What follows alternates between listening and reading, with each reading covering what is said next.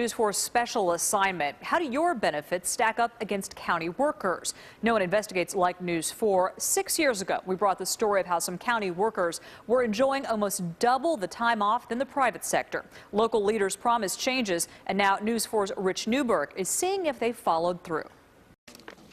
6 years ago, Erie County employees were working the equivalent of 8 weeks less than their counterparts in the private sector. Joel Giambra's priority at the time? To reduce the number of hours that county employees do not work. 6 years later, not much has changed for CSEA county workers with seniority. They're still under the same contract and work 360 hours a year less, that's 9 weeks less, than the private sector, according to the county personnel department. You're dealing with union contracts, and that's something that has to be negotiated with those unions, and obviously their role is to protect their workers. County workers receive 32 hours more of paid holiday time and 120 more hours when it comes to combined personal, vacation, and sick leave time under the old contract terms. But unlike the private sector, county workers do not get disability insurance. Over the last 6 years, CSEA and Teamsters Union members in Erie County have sacrificed wage increases in order to hold on to their benefits, and current negotiations with the county are not coming easy for either side. We're not in agreement right now on all of the issues, whether it be wage increases or, for that matter, concessions with regards to health care and other concessions that will be asked for. I think because of the way the economy's been, we're just ripe for attack.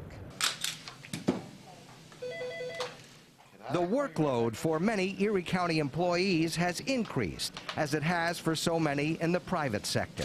There are fewer workers, and the people who are left to do the work have more work to do. But former Erie County Executive Chris Collins was able to get the AFSCME blue-collar union to make major concessions. They gave up a couple of holidays, they gave up personal time off, and they've agreed that new hires would pay 15% towards health insurance. They also gave up lifetime health insurance for new hires, gave up shorter summer workdays, and agreed to reduce paid lunch periods from an hour to a half hour. In return, they got 3% salary increases from 2010 to 2015. It was, to me, a very important contract that dealt with all the issues that aggravate the taxpayers. The question now is whether the county's largest union will go the same route, feeling the pinch of no raises for 6 years. I always say I pay taxes too. And I've got to tell you, my tax dollar doesn't go as far as it did. My paycheck hardly goes at all. I'm sure we're going to have to do some kind of compromise eventually. We'll just have to.